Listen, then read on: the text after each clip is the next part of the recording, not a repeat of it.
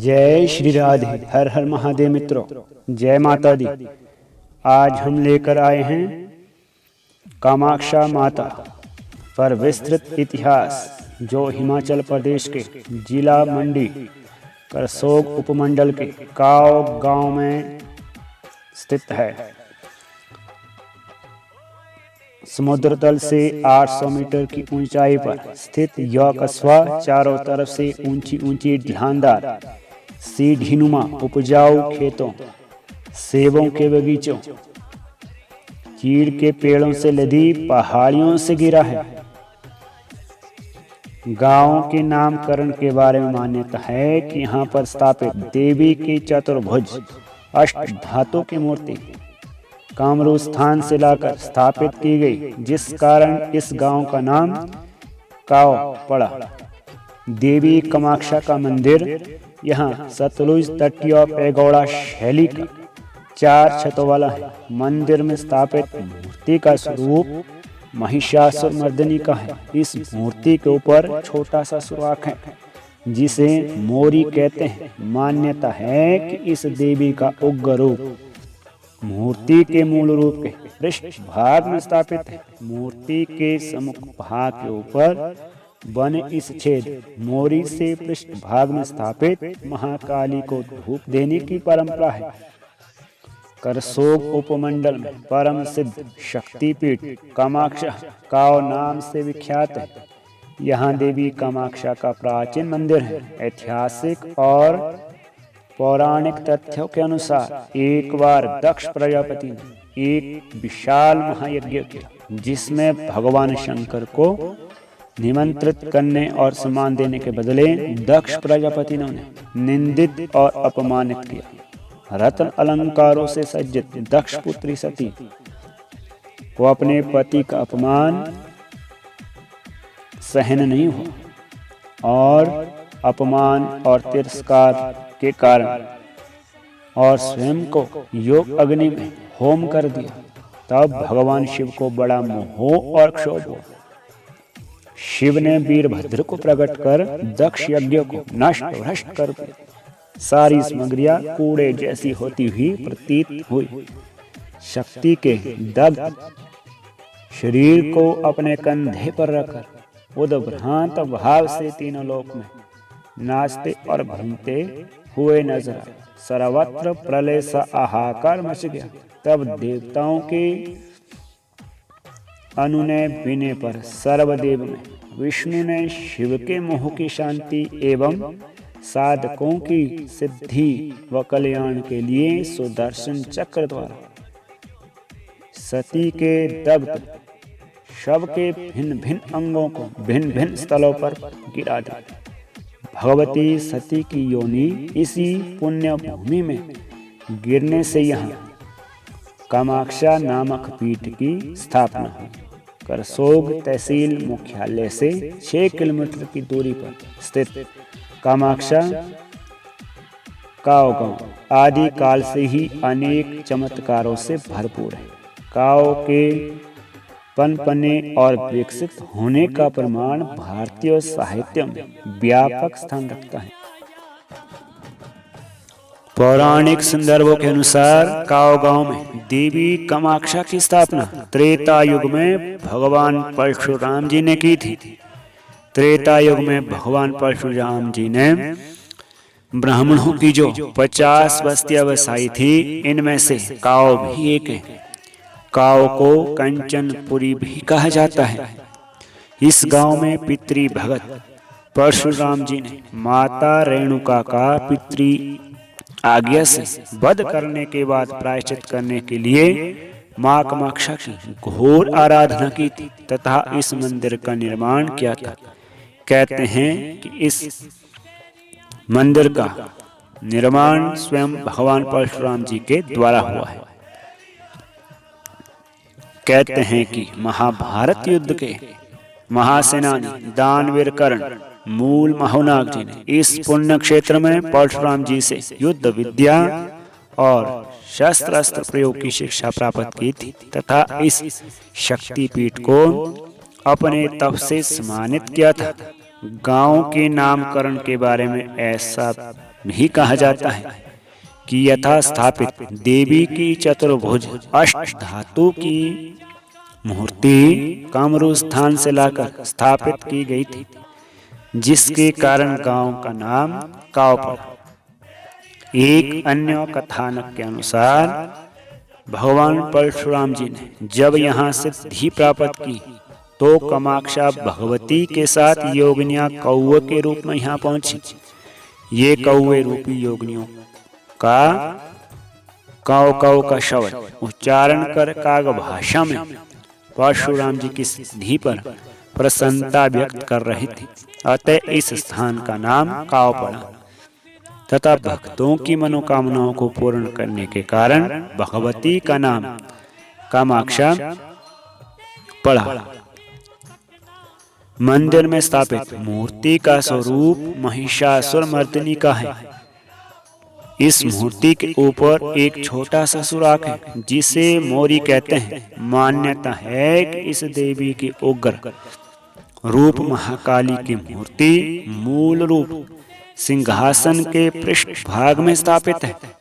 इस उग्र रूपा महाकाली के दर्शन से जब अनिष्ट घटनाएं होने लगी तो गांव वालों ने सुराग कस्बे के एक कटिहार से मूल मूर्ति को आवरण चढ़ाकर श्रद्धालुओं के दर्शनार्थ देवी का सौम्य रूप तैयार किया।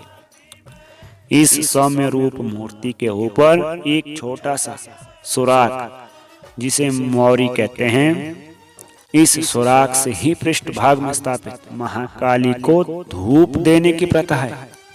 जन श्रुति के अनुसार पूर्व काल में जब महिलाएं सती होती थी तो इस सुराख से काली मां के दर्शन करने के बाद ही सती होती थी।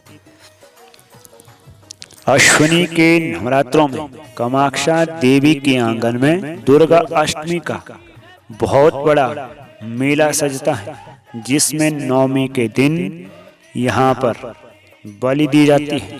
दुर्गा अष्टमी की रात देवी कामाक्षा को जागृत किया जाता है। जिस व्यक्ति पर देवी की कृपा हो जाए उस व्यक्ति के शरीर में देवी शक्ति का प्रवेश हो जाता है। वह व्यक्ति आवेश में आने के बाद देव धुन में थर थर कांपते कांपते निश्चेतन हो जाता है। इस व्यक्ति का शरीर चादर से ढक दिया जाता है तथा श्रद्धालु लोग इस व्यक्ति को कंधे पर उठाकर देव धुन के साथ गांव मंदिर की परिक्रमा के लिए जलती मशालें हाथ में लेकर नंगे पांव देवी का जयकारा लगाते हुए चलते हैं। अर्धरात्रि के बाद आयोजित किए जाने वाले इस कार्यक्रम को फिर कहा जाता है गांव की परिक्रमा व दिग्बंधन करने के बाद उक्त व्यक्ति को उसी अवस्था में मंदिर परिसर में लाया जाता है। यदि इस व्यक्ति की चेतना ना लौटे तो देवी के निमित्त बकरे की बलि दी जाती है। नवमी के दिन कामाक्षा देवी की पूजा अर्चना आदि कार्य पूरा करके दोपहर के समय सब लोग माता के प्रांगण में फिर इकट्ठा होते हैं। इसी दौरान आसपास के गांव के श्रद्धालु अपनी अपनी मनौतियों के पूर्ण होने पर देवी को बलि के अपने वचन को पूर्ण करने के लिए अपने अपने भैंसे के साथ पारंपरिक बाजे गाजों के साथ झुंड के झुंड में मंदिर परिसर में पहुंचते हैं। अब कामाक्षा और देवी के मंत्री पुंडरीकाक्ष नाग के रथों के साथ स्थानीय लोग मदमस्त भैंसों को लेकर देवी का जयकारा लगाते हुए मंदिर के आंगन में पहुंचते हैं। मंदिर में स्थापित मूर्ति के सामने मंदिर के बाहरी भाग में भैंसे की बलि दी जाती है। भैंसे की गर्दन पर वार करने के लिए बोली लगती है। अनेक बोली देने वाले ही भैंसे को काटने का अधिकार होता है। इस बोली में राजपूत जाति के लोग भाग लेते हैं। बोली में इकट्ठी की जाने वाली राशि मंदिर कोष में ही जमा की जाती है। बोली के बाद आरंभ होती है भैंस बलि। भैंसे को काटने से पहले उसे रस्सियों के साथ बांधकर ढोल नगारों के थाप के साथ जय घोष करते हुए बलि स्थान पर लाया जाता है। अब भैंसे की रस्सियां खोल दी जाती है। भैंसे का विधिवत पूजन कर तलवार या दराट का पूजन करने के बाद भैंस पर वार किया जाता है। यदि भैंसे की गर्दन एक ही प्रहार से अलग हो जाती है तो उसे यहाँ के परंपरा के अनुसार शुभ माना जाता है। आम तौर पर 3-4 चोटों के बाद ही भैंसे की गर्दन अलग हो पाती है। भैंसे को काट कर उन्हें गांव के बाहर देवी चरण पादुका के पास कटे भैंसों के एक खेत में इकट्ठा कर लिया जाता है। एक के बाद एक बोलीदाता भैंसों को काट काट कर लोगों की वाहवाही लूटते हैं। जिस स्थान पर भैंसे की बलि दी जाती है इस स्थान पर पत्थर की काली मां की मूर्ति भी बनी हुई है। यह स्थापित की गई है। इस बलि को देवी के साथ साथ चले दूध भूत ग्रहण करते हैं, ऐसी यहाँ की मान्यता है। मंदिर की परिक्रमा में अनेक देवी देवता मातृगणों की 62 काष्ठ प्रतिमाएं विराजमान हैं। इनका निर्माण काष्ठ शिल्पियों द्वारा किया गया है। देवी के गर्भगृह के साथ एक कमरे में देवी का शयन कक्ष है। इसमें देवी की शैया सजती है। आज भी हर सुबह इस शैया की चादर पर सिलवटें देखी जा सकती है। शैया के पास रात्रि को रखें। जल के लोटे में से हर सुबह पानी का स्तर भी कम हो जाता है। यह सब घटनाएं चक्र देवी की प्रत्यक्ष विद्यमता और यहाँ पर साक्षात रूप होने का साक्ष्य है। कुछ वर्ष पूर्व तक गांव निवासी देवी के स्नान में अपने घरों में चारपाई पर भी नहीं सोते थे।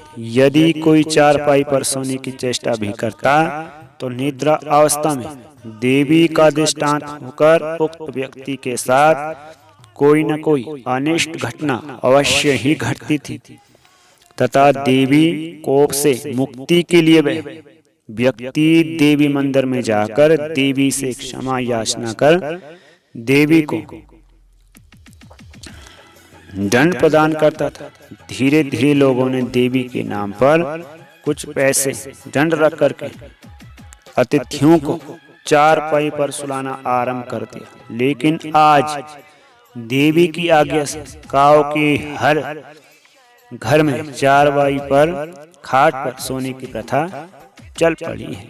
देवी के मंदिर में स्थित एक अन्य कमरे में भगवान नारायण यज्ञपति विष्णु की आराधना करने वाले ब्राह्मण भगत पुंडरीक बटुक भैरव तथा एक गुफानुमा अंधेरे कमरे में भगवान परशुराम चिरंजीवी एवं सूर्य देवता की प्राचीन कलात्मक प्रस्तर मूर्तियां रखी है। परशुराम की प्रतिमा आदम कद की है। मान्यता है कि इस गुफानुमा अंधेरे छोटे से कमरे में ही परशुराम जी ने देवी की घोर आराधना की थी। इस कमरे में पूजा करने या परशुराम जी के दर्शन करने हेतु धोती पहनकर व सिर ढांक कर ही जाना पड़ता है। हर रोज प्रातः 4 बजे मंदिर में स्थापित मां कामाक्षा व अन्य मूर्तियों के स्नान के लिए बावड़ियों से ही पानी लाया जाता है। स्नान की इस प्रक्रिया को कलश ढालना कहते हैं। देश व प्रत्येक भाग से श्रद्धालु और भक्तजन आकर अपनी श्रद्धा की पूर्ति हेतु महामाया कामाक्षा के मंदिर में अपनी श्रद्धा के सुमन समर्पित कर नतमस्तक होते हैं।